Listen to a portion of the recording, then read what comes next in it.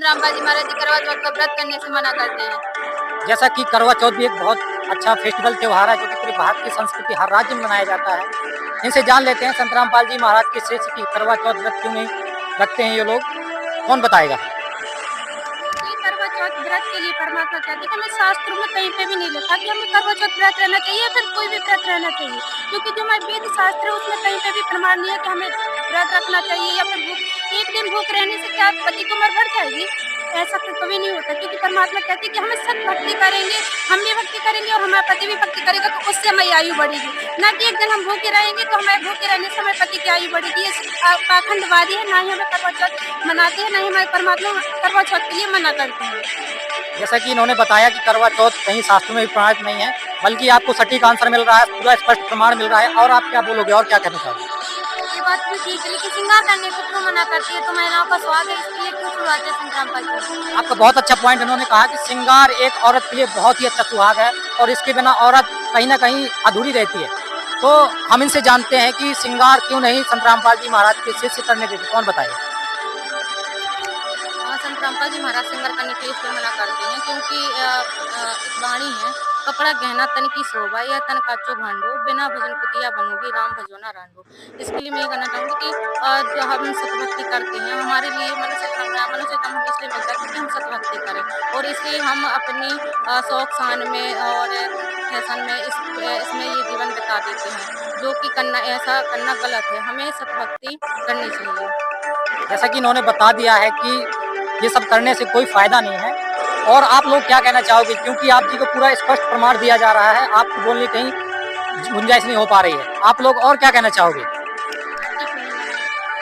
अच्छा, संतरामपाल जी महाराज किसी से बर्थडे नहीं मनाते?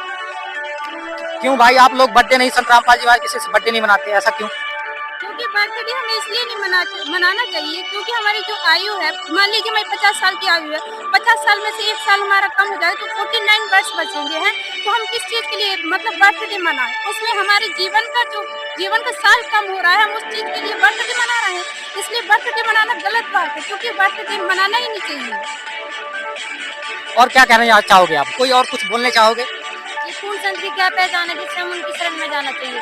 ये भी बहुत अच्छी बात है, मैं भी जानता हूँ कि पूर्ण संत की पहचान कैसे हम कर सकते हैं, कौन बताएगा? पूर्ण संत की पहचान उनके शास्त्रों से होती है, जो कि संतरामपाल जी महाराज हैं, और संतरामपाल जी महाराज के सभी शास्त्रों के अनुसार भक्ति बताते हैं, एक प्रमाण देते हैं, और वो टीवी पर भी जो सत्संग करते हैं तो वो हमें एक प्रमाण देते हैं, उनकी रख कर हमें बताते हैं कि हमारे पिताजी में क्या लिखा है, हमारे पिताजी में लिखा है व्रत नहीं करना है, मूर्ति पूजा नहीं करना है, हमें पिंडदान नहीं करना है, पैरवी नहीं मनानी है। ऐसे कई प्रमाण संतरामपाल जी महाराज जी ने अपने सत्संगों के माध्यम से दिए हैं, जो कि पूर्ण संत की पहचान यही है, क्योंकि अभी तक हमने जो भी और भी गुरु देखे हैं वो कहीं भी शास्त्रों के प्रमाण के अनुसार भक्ति नहीं बताते हैं, तो संतरामपाल जी महाराज जी ही पूर्ण संत हैं। और पूर्ण संत की और हम किस प्रकार से उनको जान सकते हैं कि पूर्ण गुरु कौन है? पूर्ण गुरु की पहचान उनके शास्त्र अनुसार जो भक्ति बताती है, 4 वेद 18 पुराण ग्रह शास्त्रों के अनुसार जो हमें सत भक्ति बताती है, और वेद शास्त्रों के अनुसार, तो हम वही पूर्ण संत है। और वो से बोली जाए इस जगत में संतरामपाल जी महाराज जी है कि जो पूर्ण शास्त्र वेदों के अनुसार ज्ञान बताते हैं और सत भक्ति करवाते हैं, और संतरामपाल जी महाराज जी पूर्ण गुरु हैं।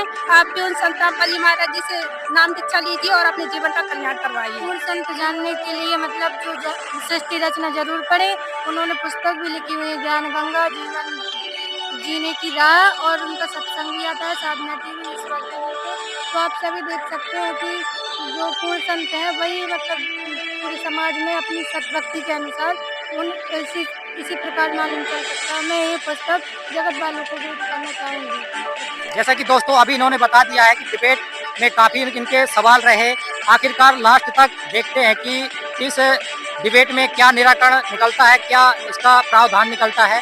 तो अंत तक बने रहिएगा वीडियो में, फिर मिलते हैं अगले उसमें, जब तक के लिए धन्यवाद।